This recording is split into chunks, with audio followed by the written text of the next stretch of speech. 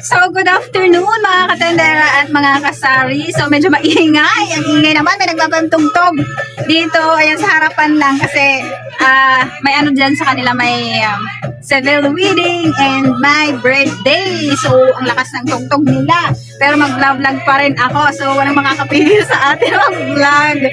So, ayan, kumusta kayo mga kasari, mga katendera natin? And good afternoon. So, welcome dito sa ating YouTube channel, Tenderang Vlogger ng Samar. Ito ko lang i-vlog ang aking mga nabili na mga egg or itlog. Ayan, ang taas ng itlog dito sa amin. Tapos, nagkakaubusan pa ng itlog. So, kayo mga kasari, mga katendera, no? Paano ninyo nalalaman na ang ating mga panindang itlog ay sira na or malapit na siya masira? So, ako, ito yung ginagawa ko, no? So, wait lang. Pakita ko muna ang itlog ko, no? Ayan. Nakulit si Mingming. Ayan. So, may itlog tayo, 23 na itlog. Tapos, ang 5 ay, ayan. Oh, ayan. Naka-display na yung 5. Ewan ko nakikita nyo. So, ito. Nakikita nyo ba? Ayan. Ayan. So, ito yung 5 tray. At may ano tayo, may 15 tree dito sa babang hinangat-ngat na ano ni Mingming, oh. May 15 cat tray. So, di ba ang daming stock ang dami akong stock ng egg. Kasi madaming naghahanap ng itlog dito sa amin. Per tray ko yan, binibenta. Kasi dito, mabenta kong per tray ang aking pagtinda. Tapos mabilis siya maubos. Kumbaga, mabilis maubos, mabilis yung pasok ng pera. Mabilis bumalik yung puhunan natin. Tapos mabilis din yung tubo. Pero sa pag nagtinda po kayo ng per tray ng itlog, hindi po siya ganun kalaki ang tubo natin dyan. Kasi ako pumapatong lang ako ng 10 pesos to 15 pesos. May tubo dyan kung i-retail natin pa isa-isa lang. So, ang ginagawa ko dito kasi sobrang madami yung itlog namin. Tulad ngayon, 20 ka tray yung kinuha ko. So, kailangan ko i-dispose ka agad. Kasi alam nyo naman, yung itlog ay madali po masira, hindi po ba? So, mga 15 days kailangan ma-dispose na yan. Huwag na masyadong patagalin kasi nasisira yung itlog.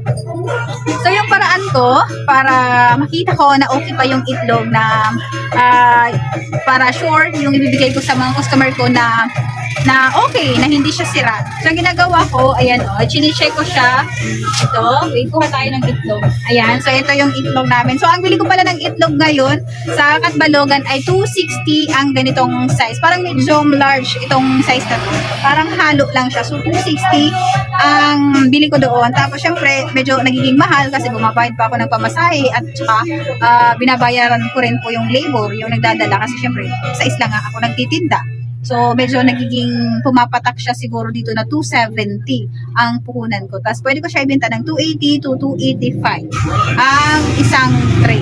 Dito ko tinitingnan yung aking mga eggs. So, ito mga log, no?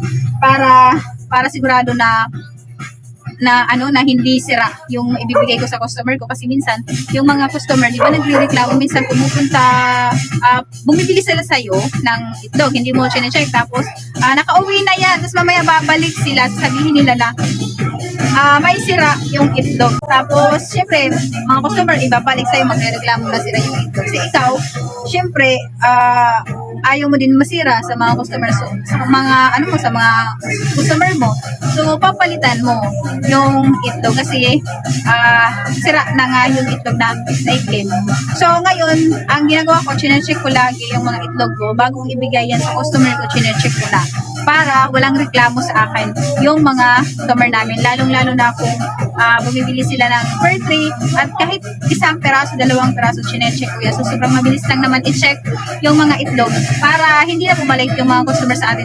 Para hindi na magreklamo sa atin. Para maganda yung may bigay natin na itlog sa kanila. Kasi di ba mas maganda naman talaga yung mga customer bumibili sa atin na hindi na sila nagreklamo. Diba? Ano din kasi yun kung maganda yung mga produkto mo na binibigay sa kanila, so mas babalik-balikan ka ng mga customer mo sa iyo bibili kasi maganda yung binibigay mo sa kanila ng mga produkto. So, ganito ko lang siya chine-check. So, pag may araw, pag umaaraw kasi pumapasok dito sa amin yung sikat ng araw. So, madali ito makita. So, ginagawa ko, ginaganyan ko lang siya. Ayan, igaganyan ko lang siya. Kahit ngayon, kasi medyo, medyo may araw, pumapasok pa sa amin, yung sikat ng araw, no? Mabilis siya maaninag. Igaganyan mo lang siya. Ayan, iganyan mo lang. Kitang-kita talaga yung itlog kung sira or hindi. Ayan o. Oh. Wala kang makikita na itim dyan or yung yung egg yolk, ano ba tawag doon? Yung kulay dilaw dyan sa gitna, oh. As in, makikita mo talaga, as in, malinis yung itlog na, ayan, oh. Clear talaga siya. Ayan, oh. Clear na clear yan. Ibig sabihin, maganda pa talaga yung itlog. Bagong-bago pa talaga, ayan, oh. Mga bago. Kasi, pag medyo matagal na yung itlog, hindi pa siya maitim dito. Minsan, hindi pa siya maitim, may banda dito.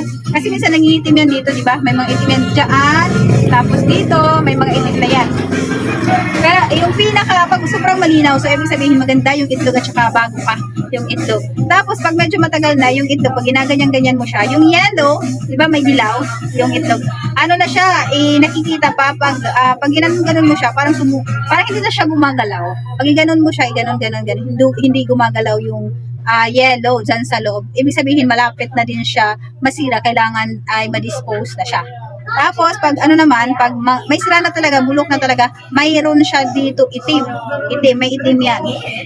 Pag iganon mo siya sa, halimbawa, sa sikatan ng araw, iganon mo siya. Kitang-kita naman talaga yan dito. Mayroon yan dito itim. Minsan may itim saan na maliit. So, ibig sabihin, sira na yung itlog. So, wag mo na siya ibibenta.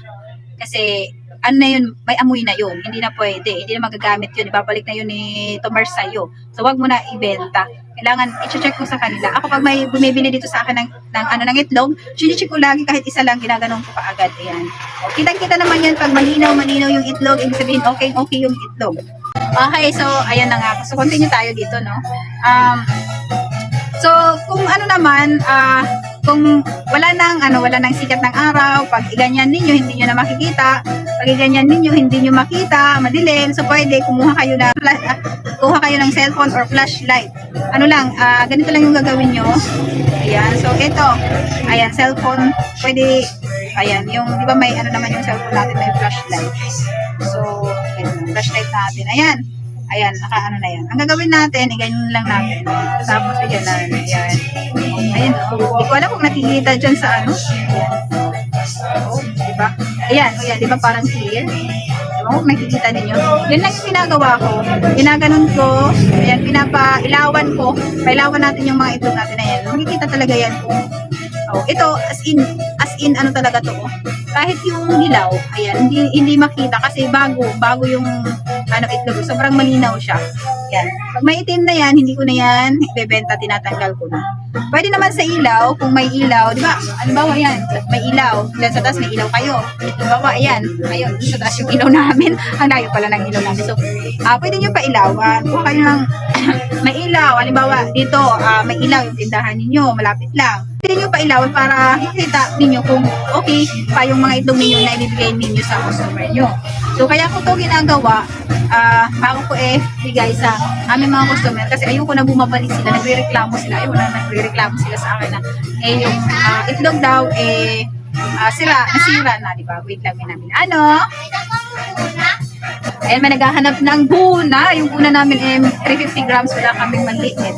So, yun lang yung sa inyo, yun lang yung may share ko sa inyo, yung kung paano ko lang chine-check yung mga paninda kong itlog dito. So, dito sa amin maraming bumibili ng itlog kasi yung itlog namin ay maganda. Yung mga binibigay namin sa kanila, karamihan ay puro maganda.